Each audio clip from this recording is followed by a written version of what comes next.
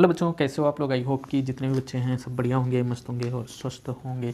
तो बच्चे, आज का हमारा जो सेशन होगा इसमें हम MCQ बेस क्वेश्चन रखे हैं और ये मानव नेत्र तथा रंग बिरंग संसार से जो क्वेश्चन आएगा वहाँ से क्वेश्चन सारे हैं।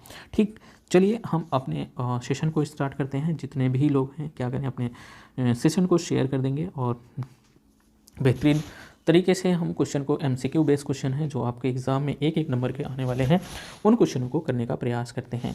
चलिए हम क्वेश्चन में चलते हैं, पहले वाले क्वेश्चन की तरफ चलते हैं। कह रहा है मानव नेत्र अभिनेत्र लेंस की फोकस दूरी को समायोजित करके विभिन्न दूरियों पर रखी वस्तुओं को फोकसित कर सकता है, ऐसा हो पाने का कारण क्या है। मतलब मेरे कहने का, इन्होंने कह रहा है कि मानव नेत्र अभिनेत्र लेंस की फोकस दूरी को समायोजित करके विभिन्न दूरी पर रखी वस्तुओं को फोकसित कर सकता है अर्थात देख सकता है। ऐसा हो पाने का कारण क्या है। ऐसा हो पाने का कारण है समंजन क्षमता। अगर आपके अंदर समंजन क्षमता नहीं होगी तो आप मेरे बच्चे जो दूर वस्तु है फिर उसको नज़दीक रख दोगे, तो आप अगर अपनी आंखों से समायोजित नहीं कर पा रहे हो तो आप उसको देखने में दिक्कत हो जाएगी। तो इसमें क्या हो जाएगा, कौन सा ऑप्शन आपका समंजन जो है, ये वाला ऑप्शन, दूसरा वाला ऑप्शन क्या हो जाएगा, सही हो जाएगा। तो समंजन क्षमता होती है। जरा दृष्टि दोष जानते हैं कि जो मतलब निकट और दूर दृष्टि दोष दोनों होता है वो क्या होता है, जरा दृष्टि दोष होता है। निकट दृष्टि दोष होता है जब निकट की दिखाई दे लेकिन दूर की ना दिखाई दे, तब निकट दृष्टि दोष होता है। दीर्घ दृष्टि क्या होता है ये पता नहीं, लेकिन समंजन क्षमता इसमें क्या हो जाएगा, ऑप्शन सही हो जाएगा, बी वाला ऑप्शन सही हो जाएगा। ठीक, चलो आगे चल लेते हैं। मानव नेत्र द्वारा किसी वस्तु का प्रतिबिंब बनता है, स्वस्थ नेत्र में प्रतिबिंब बनता है। मानव नेत्र द्वारा किसी वस्तु का प्रतिबिंब कहाँ पे बनता है, या स्वस्थ नेत्र में प्रतिबिंब बनता है, आइरिस पर बनता है, रेटिना पर बनता है, कार्निया पर बनता है, पुतली पर या रेटिना पर बनता है। अगर इसमें बात करो तो ये ऑप्शन सही है। ऑप्शन क्या है, रेटिना पर बनता है। इसमें ऑप्शन दे भी रखा है कि रेटिना पर बनता है। ठीक, यहाँ तक क्वेश्चन समझ में आया होगा। ये तो रटने वाली ही क्वेश्चन है कि मतलब मानव नेत्र पर जो प्रतिबिंब बनता है वो किस पे बनता है, रेटिना पर बनता है। डी वाला ऑप्शन आपका सही होगा। चलो नेक्स्ट वाले क्वेश्चन पे चल लेते हैं। कह रहा कि एक सामान्य आँख वाले व्यक्ति के लिए किसी वस्तु को सुस्पष्ट रूप से देख पाना संभव है यदि वस्तु की दूरी आँख से हो। अगर कोई भी व्यक्ति किसी भी वस्तु को स्पष्ट रूप से देख कब पाता है, जब उस वस्तु की आँख से दूरी कितनी होनी चाहिए, जब उस वस्तु की आँख से दूरी कितना, 50 सेंटीमीटर से 100 सेंटीमीटर के बीच, क्या ये वाला ऑप्शन होगा, क्या 25 सेंटीमीटर से अनंत के बीच होगा, क्या 100 सेंटीमीटर से 1000 मीटर के बीच होगा, या 25 सेंटीमीटर से 150 सेंटीमीटर के बीच होगा। अगर इसमें सही ऑप्शन की आप चलेंगे तो आपका बी वाला ऑप्शन सही हो जाएगा, क्यों 25 सेंटीमीटर से अनंत तक का जो होता है वो क्या होता है, 25 सेंटीमीटर से अनंत तक वाला ऑप्शन क्या हो जाएगा, सही हो जाएगा। ठीक, यहाँ तक समझ में आया। चलो नेक्स्ट वाला क्वेश्चन। नेक्स्ट वाले क्वेश्चन में कह रहा है कि स्वस्थ आँख के लिए स्पष्ट दृष्टि की न्यूनतम दूरी होती है, या इसी में या ये सारे क्वेश्चन या में है। स्वस्थ आँख के लिए स्पष्ट दृष्टि की न्यूनतम दूरी, एक क्वेश्चन इस तरीके से बनेगा, या स्वस्थ नेत्र का निकट बिंदु होता है, या अस्पष्ट दृष्टि की न्यूनतम दूरी, या एक स्वस्थ मानव के नेत्र के लिए अस्पष्ट दृष्टि की न्यूनतम दूरी। इस तरीके से क्वेश्चन पूछा जा सकता है। देखो 20 में, 14, 18 और 19 में पूछा गया और 2019 में क्वेश्चन पूछे गए हैं। तो ये सभी क्वेश्चन पूछे गए हैं, किसी को दिक्कत नहीं होना चाहिए, और ये मतलब इसी तरीके से क्वेश्चन पूछे जा सकते हैं।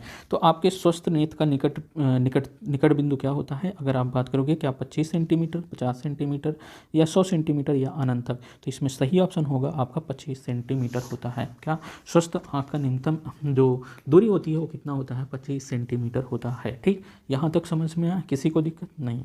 चलो नेक्स्ट वाले क्वेश्चन की तरफ हम चलें।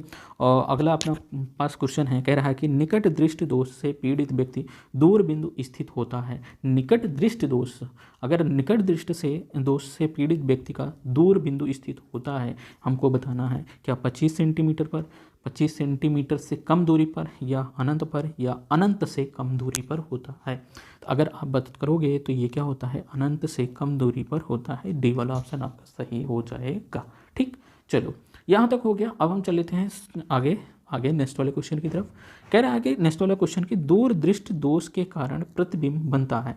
अगर आपके पास दूर दृष्टि दोष है तो प्रतिबिंब कहाँ बनेगा। ठीक, ये पूछ रहा है, क्या रेटिना पर बनेगा, रेटिना के पीछे बनेगा, रेटिना के आगे बनेगा, नेत्र लेंस पर बनेगा, तो यहाँ पे अगर आपका सही ऑप्शन चलोगे तो ये क्या हो जाएगा, रेटिना के पीछे बनेगा। कहाँ बनेगा, रेटिना के पीछे।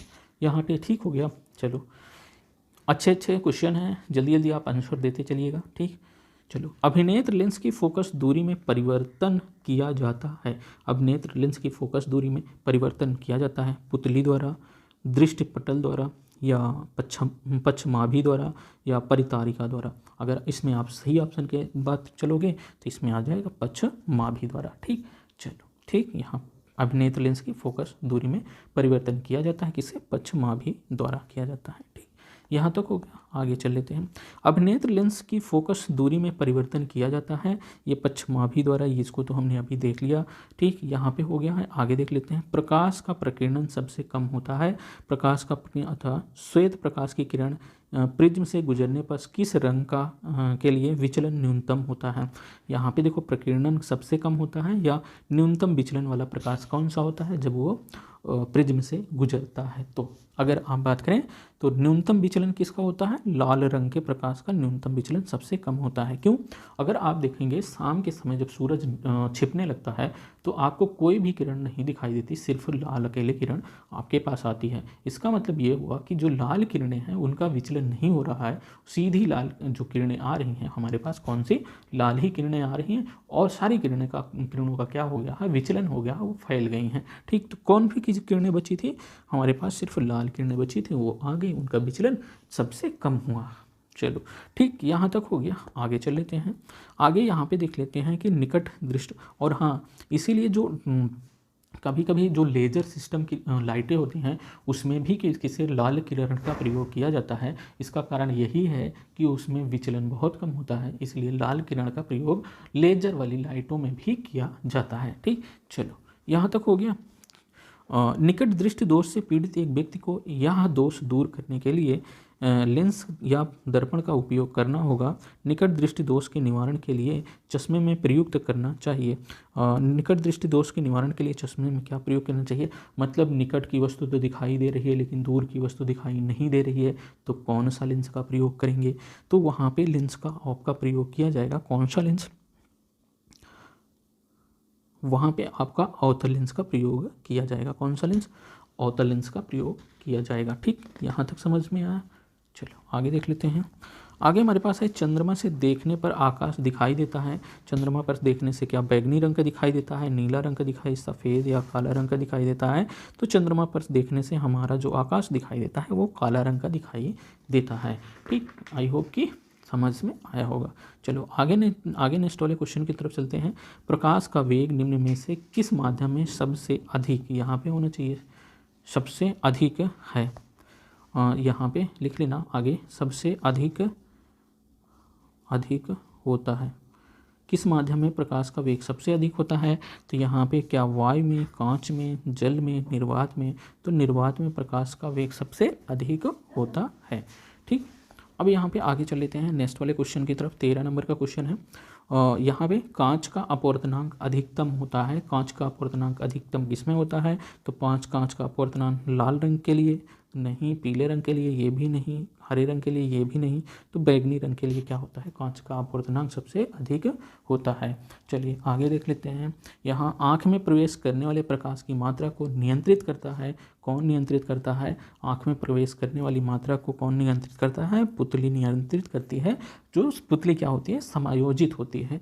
ये अगर आप अंधेरे में जाएंगे तो पुतली आपकी बड़ी हो जाएगी, जब आप ज़्यादा प्रकाश होता है तो पुतली छोटी हो जाती है। तो ये कौन नियंत्रित करता है, पुतली नियंत्रित करती है। ठीक, यहाँ तक समझ में आया। आगे चल लेते हैं नेक्स्ट वाला क्वेश्चन। एक व्यक्ति दूर स्थित वस्तुओं को स्पष्ट रूप से देखने में असमर्थ है, मतलब दूर की वस्तु को देखने में असमर्थ है, उसके नेत्र में दोष होगा। उसके नेत्र में कौन सा दोष होगा, अगर वो दूर स्थित वस्तु को देखने में असमर्थ है, मतलब दूर की वस्तु उसे दिखाई नहीं दे रही है, तो उसमें कौन सा दोष होगा, निकट दृष्टि दोष होगा या दूर दृष्टि। जो चीज़ दिखाई दे रही है वही दोष होता है। तो इसका मतलब दूर की नहीं दिखाई दे रही, निकट की दिखाई दे रही है, इसका मतलब उसके अंदर कौन सा दोष है, निकट दृष्टि दोष है। दूर जो वस्तु दिखाई दे रही होगी, जहाँ पे अगर निकट वस्तु है, निकट दिखाई दे रही है, तो इसका मतलब उसे क्या है, दूर दृष्टि दोष है। अगर